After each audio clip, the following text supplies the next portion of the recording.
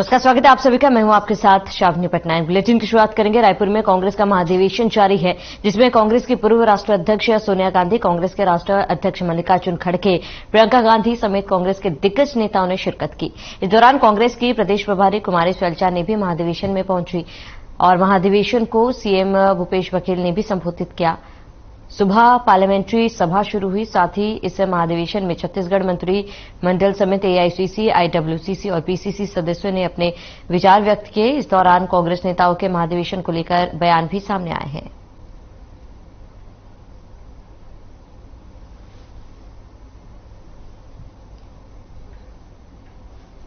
देखिए, आज की तारीख में कम से कम सारा विपक्ष मानसिक रूप से इस बात के लिए तैयार है कि कांग्रेस के साथ ही इस देश में बीजेपी का अल्टरनेट बना के खड़ा करके लड़ाई जीता जा सकता है। तो कांग्रेस उसके लिए तैयार है। हमारे पार्टी के वरिष्ठ नेता इससे पता रणनीति बना रहे हैं, बहुत जल्दी इस पे काम शुरू हो। तो राहुल गांधी टीएमसी की आलोचना करते हैं। टीएमसी फिर राहुल गांधी, भाई जो भी दल है आज की तारीख कोई बीजेपी के साथ नहीं है। देश की जनता के लिए 30 करोड़ लोगों को गरीबी रेखा के ऊपर लाई कांग्रेस पार्टी। तो ये ऐसे बड़े बड़े कीर्तिमान कांग्रेस पार्टी ने स्थापित किए थे और आज का अधिवेशन हम युवाओं में, महिलाओं में बहुत ही ऊर्जा पैदा कर रहा है। जिस तरीके की घोषणाएं हुई हैं कि 50% मौका जो है युवाओं को मिलेगा, महिलाओं के लिए जो राजीव गांधी जी ने सपना संजोया था, 10 लाख बूथ तक कांग्रेस के कार्यकर्ता जाएंगे, लोगों को जोड़ेंगे। ये कांग्रेस पार्टी की जो योजनाएं हैं उनके लिए, न्याय योजना, उनके बारे में बताएंगे और उनको ये भी बताएंगे कि इस पार्टी ने, भारतीय जनता पार्टी ने आपको क्या लुभावने सपने दिखाए थे और आज उनको धरातल पर क्या दिया है। किसानों की आय दुगनी करने को कहा था, आधी से भी कम हो गई है। एमएसपी कहा था, आज तक नहीं मिली। प्रदेश में भारतीय राष्ट्रीय कांग्रेस का 50वां महाधिवेशन की शुरुआत हो गई है। इसमें पूरे देश से कांग्रेसियों ने अपनी सहभागिता निभाई है और इसमें सर्वसम्मति से प्रस्ताव भी लिया गया है। इसमें खड़गे जी हैं, राहुल गांधी जी हैं, सोनिया गांधी जी हैं, प्रियंका गांधी जी हैं। यहाँ के मनोनयन से अध्यक्ष चुनाव किया जाएगा। छत्तीसगढ़ की धरती पर 85वें अधिवेशन पर हम उत्तर प्रदेश के अपने साथियों से और पूरे भारत से आए हुए कांग्रेस जनों का हासिल अधिवेशन कांग्रेस का कांग्रेस के लिए भाई देता होता है। राहुल जी की यात्रा के बाद यह अधिवेशन हो रहा है, जिसमें एआईसीसी और पीसीसी के मेंबरों का चयन हुआ। उनको एकत्रित करके उनको एक तरह से ट्रेनिंग करनी, जहां से एक संदेश प्रसारित होगा कि देश को कैसे मजबूत करना है, देश में कांग्रेस को कैसे काम करना है, कार्यकर्ता किस प्रकार से जनता के बीच को समझाए, क्योंकि देश में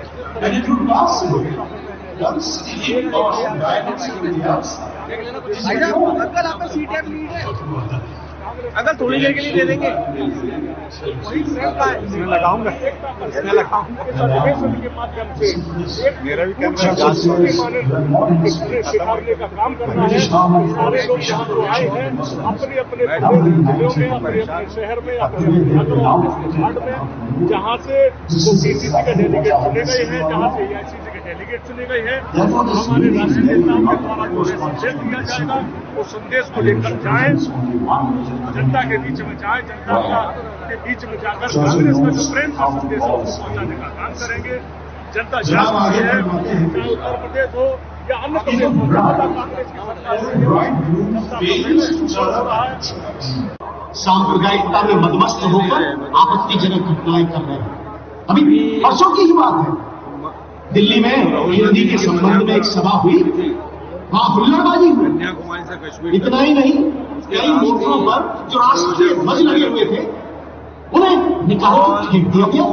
जो हारी हुई मैं कहता हूं कि सांप्रदायिकता से मदमस्त होकर झंडे का अपमान करना सारे राष्ट्र का अपमान करना। हारी हुई सीट को कैसे जिताया जाए, जो उनका जनाधार है। संविधान सभा का अगला यानी 5वां सत्र शुरू होना था एक बहुत ही ऐतिहासिक दिन। 15 अगस्त 1947 नर्मदा 14 अगस्त की शाम से ही सदन की कार्यवाही शुरू हो गई थी।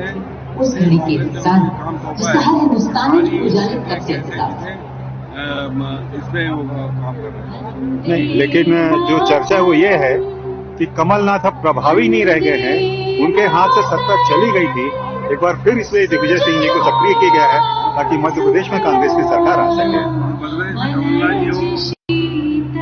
सब एक है,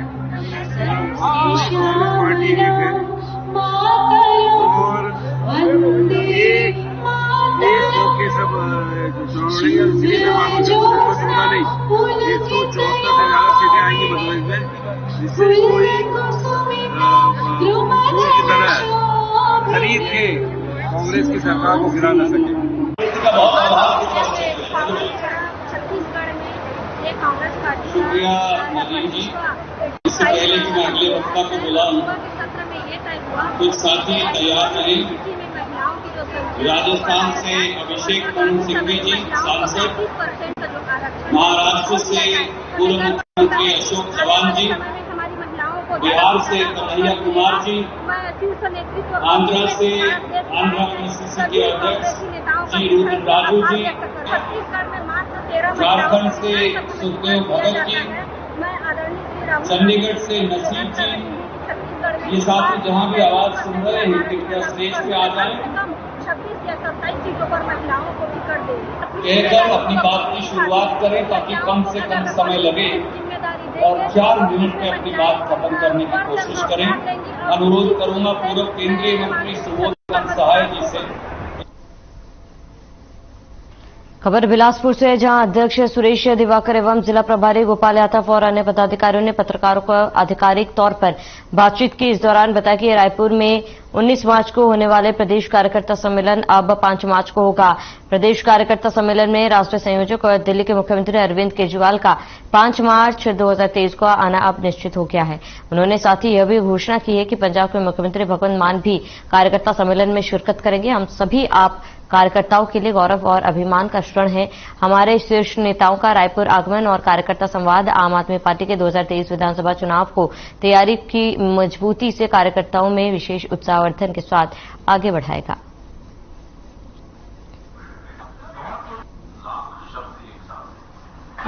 इकोनॉमिक ट्रांजैक्शन तो काफी हुए, लेकिन सांस्कृतिक आदान प्रदान तो नहीं होता। ये काम जो खाली हमारे डिप्लोमेटिक रिलेशंस एस्टेब्लिशमेंट ऑफिसर्स हमने एस्टेब्लिश कर रखते हैं, उनसे भी नहीं हो पाए।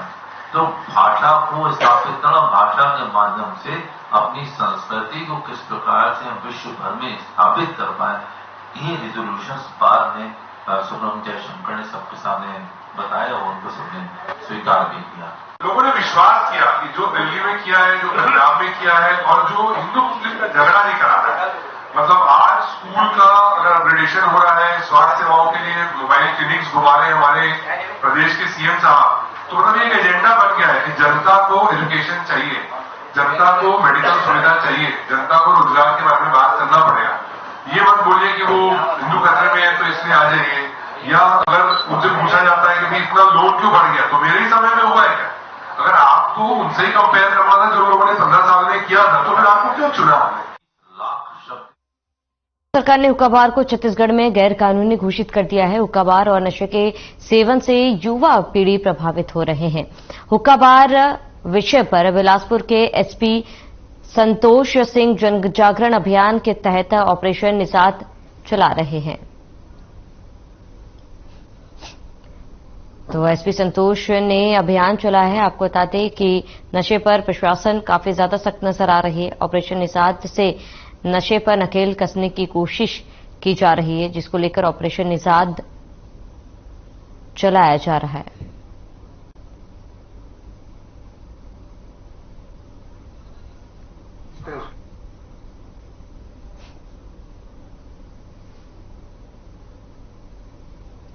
हुक्का बार ऑलरेडी जो है अभी नए कोटपा एक्ट में उसको पूरी तरह से प्रतिबंधित किया गया है और कोटपा एक्ट में इसके लिए अभी सख्त इसको बनाया गया है, साथ साथ इसको संज्ञेय अपराध की श्रेणी में भी लाया गया है।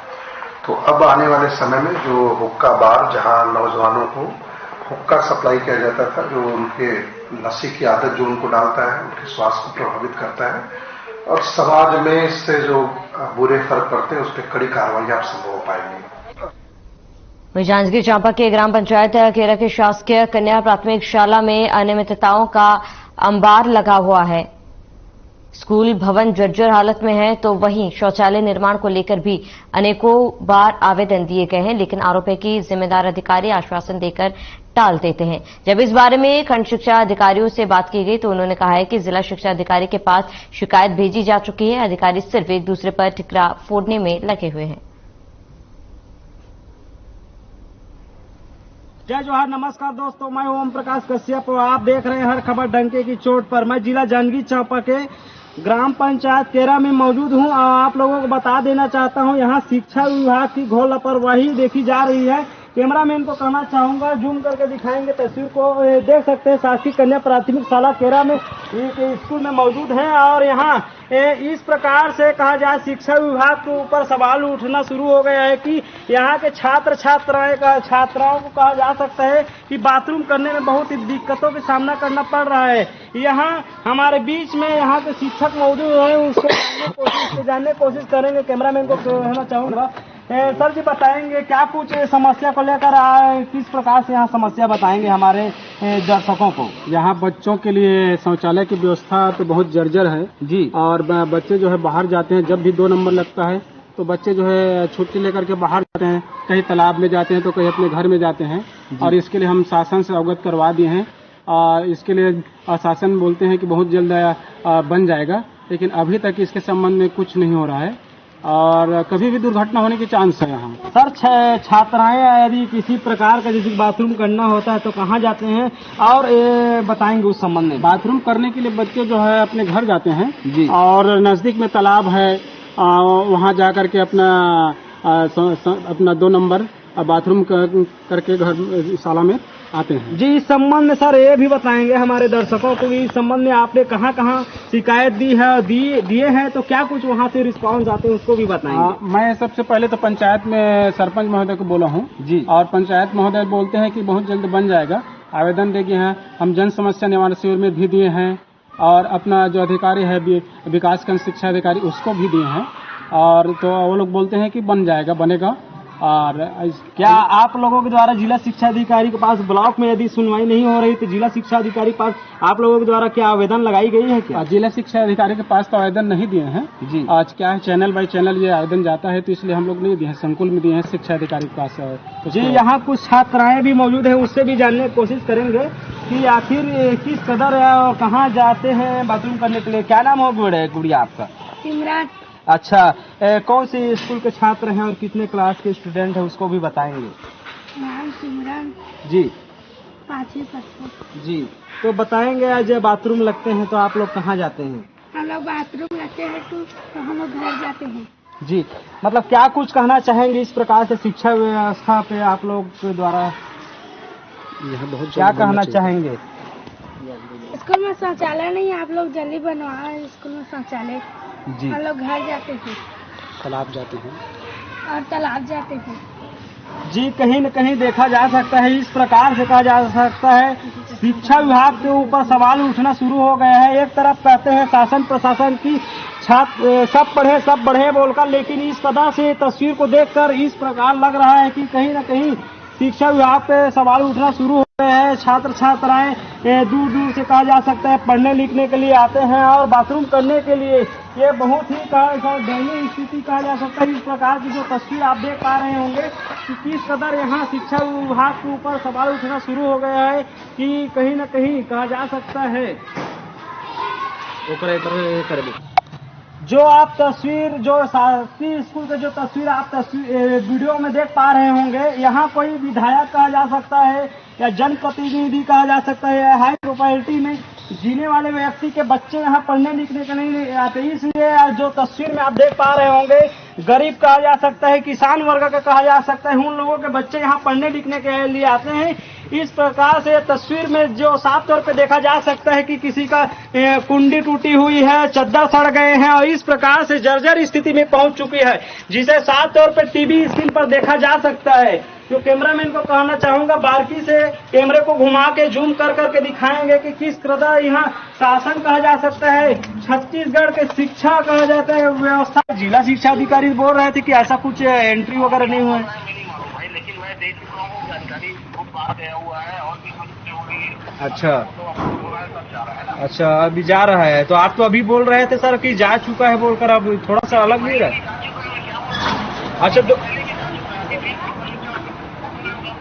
अच्छा, मतलब एक ही कार्य के लिए मतलब कहा जा सकता है, अन्यथा मत लेना सर। मतलब कई बार आवेदन लगाना आप लोगों को भी पड़ रहा है, वहाँ भेजना फोटो, ये लग रहा है।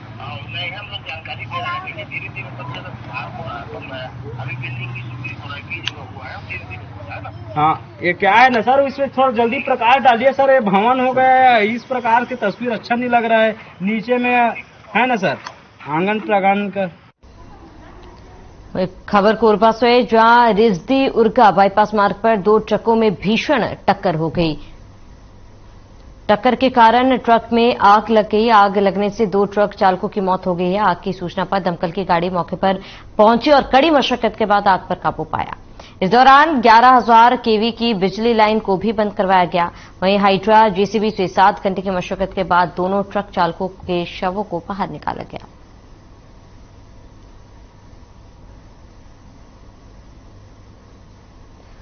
तो टक्कर के बाद ट्रक में भीषण आग लग गई थी और आग लगने से 2 लोगों की मौत हो गई है।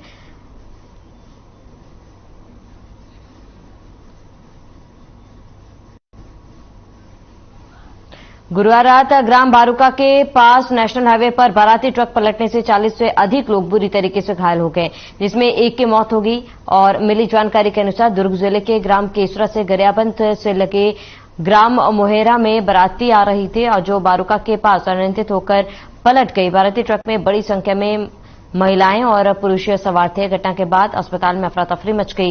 एम्बुलेंस और पुलिस की मदद से घायलों को जिला अस्पताल भर्ती कराया गया। इधर घटना की सूचना मिलते ही upper collector Avinash Bhoi, SDM Bhupendra Sahu, additional SP Chandresh Thakur मौके पर पहुंचे और मौका मुआयना किया। तो एनएच पर बारातियों का ट्रक पलट गया, जिससे कई लोग गंभीर रूप से घायल हो गए हैं। वहीं हादसे में एक की मौत हो गई है।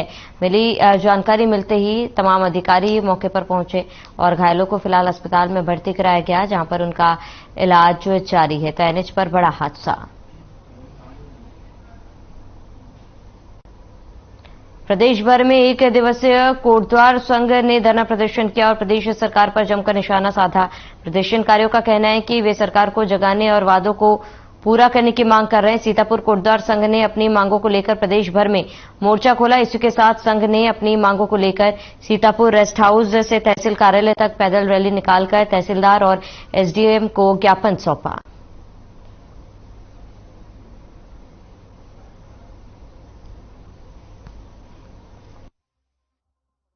कर रहे हैं कि हमारी रोजी रोटी के लिए हम धरना प्रदर्शन कर रहे हैं और सरकार हमारे प्रति कोई चीज की ध्यान नहीं, न हमारी बातें सुन रही है। हम आज से चौकीदारी करते करते पूर्व जमाना अंग्रेज जमाना से करते करते ब्रिटिश सरकार से हमने करते करते आ रहा है, लेकिन आज राजनीतिक के चलते आज तक सरकार राजनीतिक साथ में भी हमें कुछ नहीं दिया गया है। ये कोटवार को शासकीय कर्मचारी का दर्जा देते हुए है ना, अभी ये लंबित भी है। और दूसरी है मालगुजारी 1950 के पूर्व माप भूमि कोटवारों के भूमि स्वामी हक वापस दिया जाए। तो बिलासपुर के नगर पंचायत बोदरी में सर्व आदिवासी समाज के युवा विभाग ने एससी एसटी ओबीसी की विचार गोष्ठी का आयोजन किया गया। इस विचार गोष्ठी में शामिल वक्ताओं ने समाज के समक्ष आ रही चुनौतियों और समस्याओं को सामने रखा है।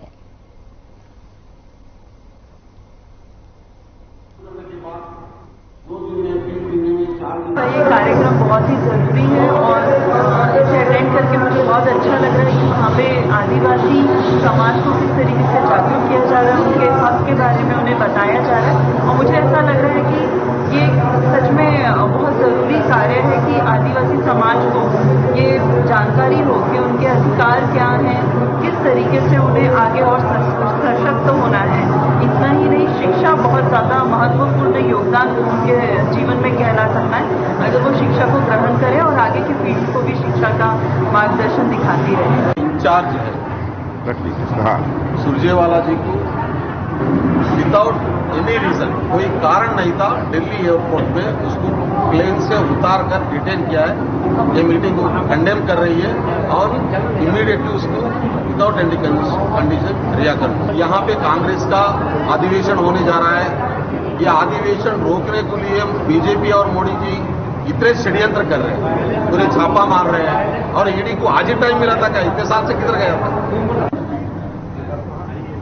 खबर बिलासपुर से, जहां प्रो कबड्डी प्रीमियर लीग का आयोजन किया गया। लीग लाल बहादुर शास्त्री स्कूल मैदान में किया गया, जिसका उद्घाटन महापौर शरण यादव, सभापति जिला पंचायत अंकित गोहरा, नगर पालिका अपर उपायुक्त राकेश जायसवाल, नगर निगम सभापति मुंगेली अंबालिका साहू, शक्ति फाउंडेशन अध्यक्ष अहिल्या दुबे और पार्षद महेश दुबे टाटा महाराज ने बजरंगी बली की पूजा अर्चना कर नारियल फोड़कर की और खिलाड़ियों से परिचय प्राप्त कर प्रतियोगिता का शुभारंभ किया गया।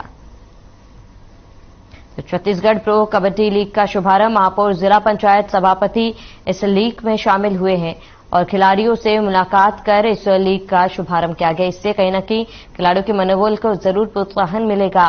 तो Chhattisgarh pro kabaddi premier league का आयोजन किया गया और शुभारंभ किया गया।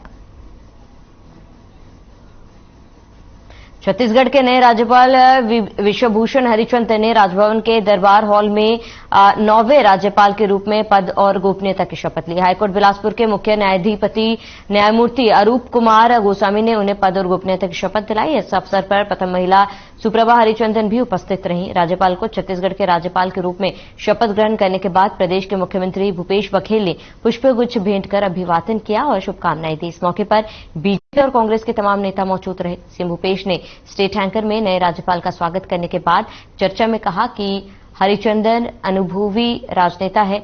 ये 5 बार विधायक रहे, उनके अनुभवों के मंत्री रहे और राज्यपाल के रूप में भी उन्होंने अपनी सेवाएं दी। छत्तीसगढ़ को उनके अनुभवों का लाभ मिलेगा।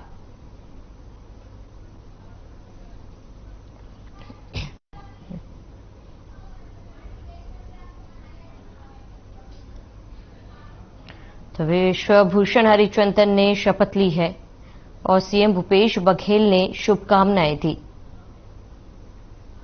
तो नए राज्यपाल के पद की शपथ ली है और ऐसे में तमाम बीजेपी और कांग्रेस के कार्यकर्ता भी शपथ ग्रहण समारोह में शामिल हुए थे, जहां सीएम भूपेश बघेल ने उन्हें पद के शपथ लेने की शुभकामनाएं दी है।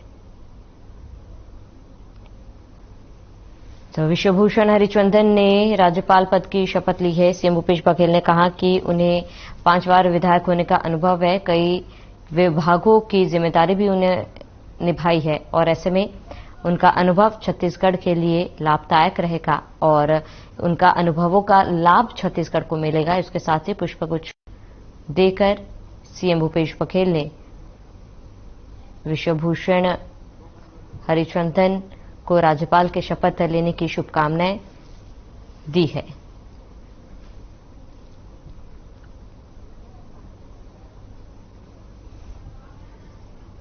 तो नए राज्यपाल ने शपथ ली है और ऐसे में शपथ ग्रहण के दौरान कांग्रेस और बीजेपी दोनों पार्टियों के कई नेता भी मौजूद रहे और उन्हें पद की शपथ लेने के बाद सीएम भूपेश बघेल ने शुभकामनाएं दी।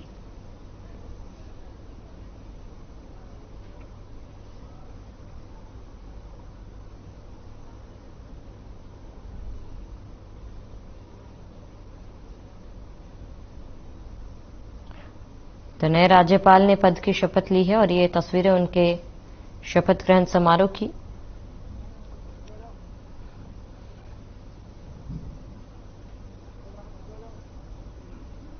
जहां नए राज्यपाल ने पद की शपथ ली है।